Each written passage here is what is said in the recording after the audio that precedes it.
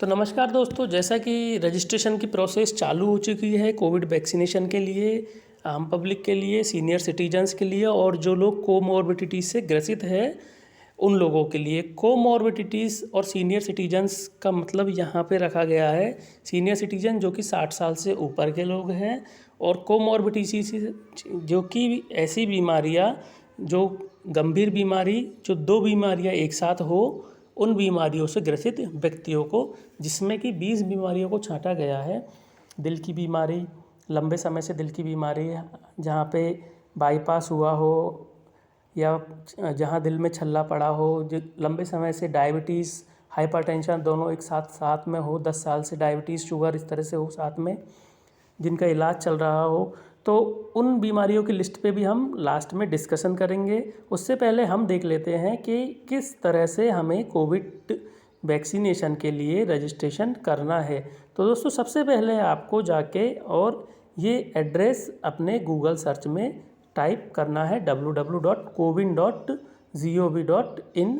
आप देख सकते हैं यहाँ पे लिखा हुआ है www.cowin.gov.in। इसके अलावा यह एड्रेस आपको डिस्क्रिप्शन में भी अवेलेबल मिलेगा, और इसके अलावा 2-3 एड्रेस भी है अलग। यदि आपको इस एड्रेस पे दिक्कत आए तो सेल्फ रजिस्ट्रेशन का एड्रेस भी है अलग, वहाँ से भी आप इसको रजिस्टर कर सकते हैं। तो इस एड्रेस को ओपन करने के बाद में आपको इस तरह का सिंबल मिलेगा कि register for vaccination. Register for vaccination पे आपको मोबाइल नंबर डालना है और गेट OTP पे क्लिक करना है। उसके बाद में OTP आएगा जो कि 10 मिनट तक वैलिड रहेगा। OTP आने के बाद में, OTP फिल करने के बाद में वेरीफाई करने पर यहाँ आपको इस तरह का पेज ओपन हो जाएगा। देख सकते हैं आप, citizen registration for appointment for vaccination, ये पेज यहाँ ओपन हो जाएगा। पेज ओपन होने के बाद में आपको जो भी ID प्रूफ सेलेक्ट करना है वो ID प्रूफ पे क्लिक करना है। ID प्रूफ का नंबर डालना है, नाम लिखना है जो ID प्रूफ पे है, जेंडर लिखना है अपना, मेल फीमेल या अदर्स जो भी है। उसके बाद में ईयर ऑफ बर्थ लिखना है जो कि ID प्रूफ पे लिखा हुआ है। उसके बाद में यदि आप सीनियर सिटीज़न है तो आपको यहाँ do you have any comorbidities लिखा हुआ है, उस पर नो करना है। यदि आपके अंदर कोई कोमॉर्बिडिटीज़ है, उसके लिए आप वैक्सीनेशन के लिए रजिस्ट्रेशन कर रहे हैं, तो आपको यस पे क्लिक करना है।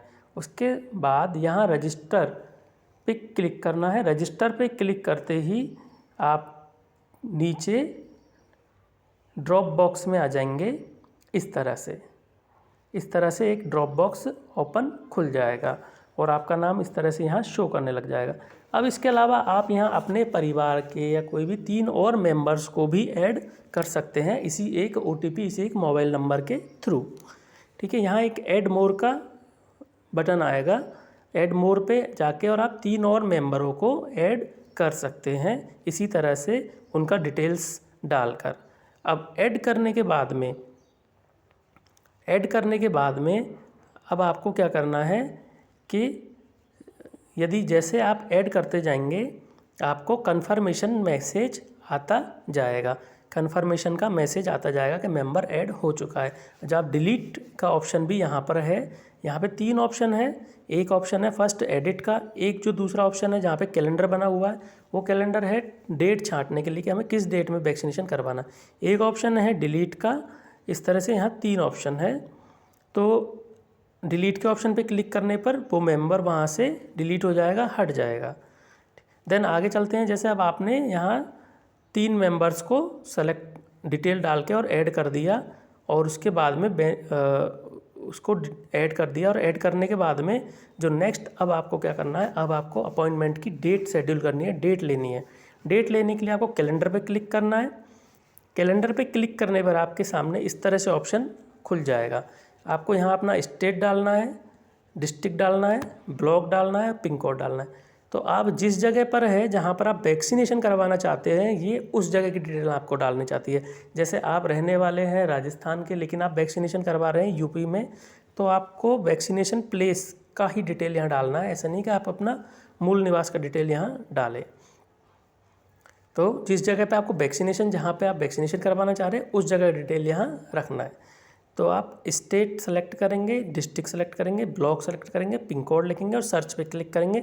सर्च पे क्लिक करने के बाद में उस पिन कोड में जितने भी सेंटर्स अवेलेबल होंगे वैक्सीनेशन के लिए, उनका लिस्ट शो करने लग जाएगा। तो आप अपनी सुविधा के अनुसार वहाँ से कोई भी एक छांट सकते हैं।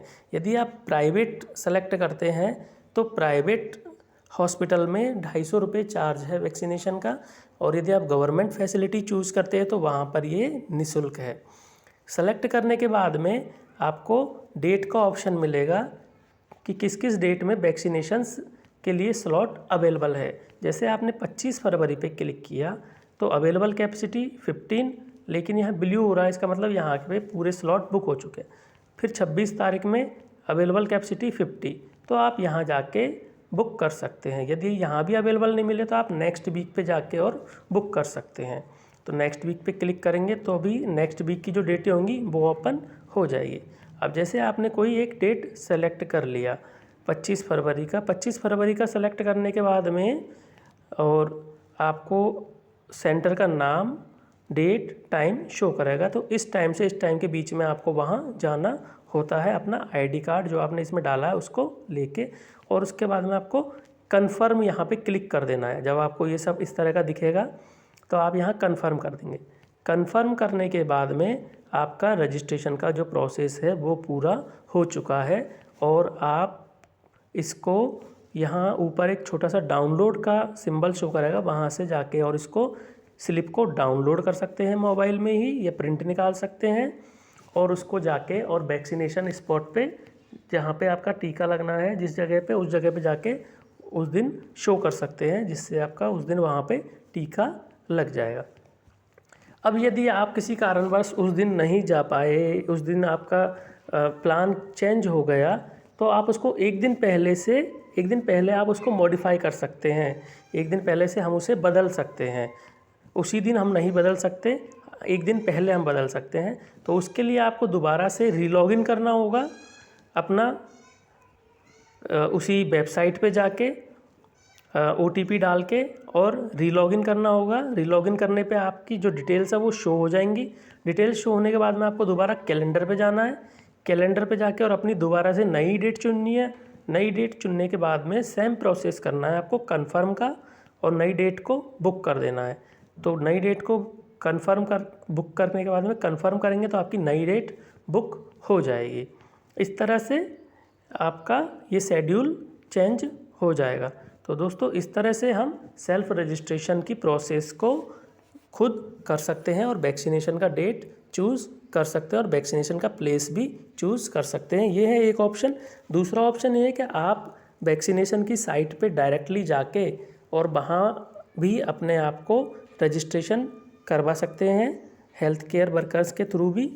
डायरेक्ट आप जाके आईडी कार्ड लेके, और वैक्सीनेशन आपको, लेकिन उसका डेट पता होना चाहिए कि किस किस दिन वहाँ पे वैक्सीनेशन हो रहा है, ठीक है। या फिर आप अपने आपको वहाँ जाके रजिस्ट्रेशन करवा लीजिए और आपको एक डेट मिल जाएगी, तो उस दिन भी आप जाके रजिस्ट्रेशन करवा सकते हैं और डेट को ले सकते हैं। फर्स्ट डोज लगने के बाद में सेकंड डोज के लिए ऑटोमेटिक रजिस्ट्रेशन हो जाता है। सेकंड डोज के लिए रजिस्ट्रेशन नहीं करना होता है, 28 दिन बाद ऑटोमेटिक वो रजिस्ट्रेशन हो जाए, आपके पास में मैसेज या कॉल आ जाता है। अब देखते हैं कैसी कोमॉर्बिडिटीज़ है। सबसे पहले एक चीज़ और देख लेते हैं यहाँ, जो कि माननीय मुख्यमंत्री जी ने के द्वारा भी ये पब्लिश करवाया गया है कि कोविड का टीकाकरण कब कब कहाँ कहाँ कैसे कैसे हो रहा है। तो समस्त मेडिकल कॉलेज जिला चिकित्सालय में सोमवार से शनिवार के दिन 9 से 5 बजे तक, यानी कि रविवार को छोड़ के, और मेडिकल कॉलेज और जिला चिकित्सालय में आप कभी भी जा सकते हैं सोमवार से शनिवार तक। अन्य स्वास्थ्य केंद्र जो है, जो कि ब्लॉक्स में और गाँव में होते हैं, CSC PSC जिनको बोला जाता है, community health centre, primary health centre, वहाँ पे सोमवार, गुरुवार, शुक्रवार 3 दिन सेशन चलते हैं। तो उन तीनों दिन आप जाके टीकाकरण का फ़ायदा ले सकते हैं निःशुल्क। इसके अलावा यदि आप आयुष्मान भारत योजना CGHS के चिकित्सालयों में कोविड टीकाकरण करवाते हैं तो 250 रुपये पर डोज के हिसाब से वहाँ पे चार्ज पे करना होगा। अब बात करते हैं कोमॉर्बिडिटीज़ की। कैसी कोमॉर्बिडिटीज़ है जो बीमारियां हैं जिन्हें सहरुग्ण बीमारियां बोला जाता है, किन किन बीमारियों को इसमें शामिल किया गया है।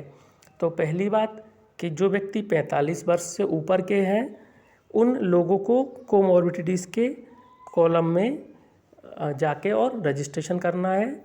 और जब आप रजिस्ट्रेशन कर लोगे तो आपकी कोमॉर्बिडिटी को जब आप टीका लगवाने जाएंगे तो उस दिन मेडिकल ऑफिसर वेरीफाई करेंगे कि आपको कोमॉर्बिडिटी है या नहीं है, तो आपको उसे प्रूफ करना होगा, या आप किसी भी मेडिकल प्रैक्टिशनर्स के थ्रू उसको प्रूफ करवा के सर्टिफिकेट लेके और जा सकते हैं टीकाकरण स्थल पे। कोमॉर्बिडिटी जिनको शामिल किया गया है वो है first heart failure with hospital admission in past 1 year. यदि हार्ट फेल हुआ है और 1 साल के अंदर अंदर हॉस्पिटल में एडमिशन हुआ है उस केस में। दूसरा, post cardiac transplant left ventricular assist device, कोई भी ट्रांसप्लांट हुआ है या लेफ्ट वेंट्रिकुलर में असिस्ट डिवाइस है उस केस में। इस तरह से काफ़ी सारी हार्ट की कंडीशंस है, बाल्व की हार्ट डिजीज़ है, यदि कंजेनाइटल हार्ट डिजीज़ है, coronary artery disease CABG PTCA MI, और इनके साथ में हाइपरटेंशन या डायबिटीज़ है उस केस में। यानी कि केवल यदि आपका बाईपास हुआ है तो उस केस में आप एलिजिबल नहीं है, आप उसके साथ में एक कोमॉर्बिडिटी होनी चाहिए, हाइपरटेंशन या डायबिटीज़, उस केस में आप एलिजिबल है। जैसे आपका बाईपास ग्राफ्टिंग हुआ है या आपके छल्ला डला है जिसको PTCA बोला जाता है, या आपको मायोकार्डियल इन्फेक्शन का कभी अटैक आया है, इस तरह से इनके साथ में एक बीमारी का साथ में होना ज़रूरी है, इसीलिए इसको कोमॉर्बिडिटीज़ बोला गया है। एंजाइना यानी कि दिल में दर्द हुआ है और उसके साथ में आपके हाइपरटेंशन या डायबिटीज़ है, कभी आपके स्ट्रोक हुआ है उसके साथ में आपके डायबिटीज़ या हाइपरटेंशन है, पल्मोनरी आर्टरी हाइपरटेंशन है डायबिटीज़ और हाइपरटेंशन के साथ में, डायबिटीज़ आपका 10 साल से ज़्यादा पुराना है और उसके साथ में आपका हाइपरटेंशन है, किडनी लीवर या हीमोपोइटिक स्टेम सेल ट्रांसप्लांट आपका होना है और आप वेट लिस्ट में हैं उस कंडीशन में, एंड स्टेज किडनी डिसीज़ है और आप हीमोडायलिसिस पे है उस केस में, यदि आप लंबे समय से कॉर्टिकोस्टेरॉइड्स या इम्यूनोसप्रेसेंट मेडिकेशन से खा रहे हैं तो उस केस में, ठीक है। इसके साथ में यदि आपको lymphoma, leukaemia, myeloma, severe respiratory disease जिसमें कि आपको 2 साल के अंदर अंदर आप कभी भर्ती हुए हैं, या डिकम्पनसेटेड सिरोसिस, इस तरह की बीमारी है उस केस में, यदि आपके कोई सॉलिड कैंसर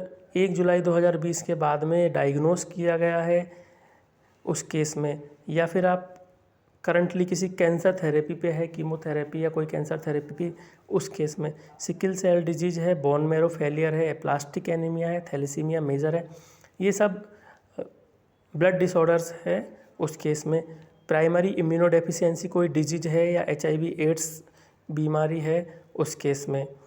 उसके अलावा पर्सन विद, नीचे लिखा हुआ है, person with disabilities due to intellectual disabilities, muscular dystrophy, acid attack with involvement of respiratory system. तो यदि आपके कोई ऐसी डिसेबिलिटी है, मस्कुलर डिस्ट्रॉफी है, एसिड अटैक हुआ है जिसमें आपके रेस्पिरेटरी सिस्टम भी शामिल है उस केस में, यदि आप किसी हाई सपोर्ट नीड का इस्तेमाल करते हैं, मल्टीपल आपके अंदर डिसेबिलिटीज़ है, डीफ है, ब्लाइंड है, तो इस केस में आप कोमॉर्बिडिटीज़ वाले सेक्शन में एलिजिबल होते हैं। तो दोस्तों ये थी पूरी प्रोसेस और पूरा एक्सप्लेनेशन कोविड वैक्सीनेशन से संबंधित। तो ज़्यादा जानकारी के लिए यदि आपकी कोई चीज़ नहीं समझ में आती है तो आप मेडिकल ऑफिसर से संपर्क करके भी पता कर सकते हैं कि आप एलिजिबल है या नहीं है। तो दोस्तों ये थी पूरी प्रोसेस। कैसी लगी आपकी वीडियो आप कमेंट सेक्शन में लिख सकते हैं। चैनल को सब्सक्राइब करना नहीं भूलिए। Thank you friends.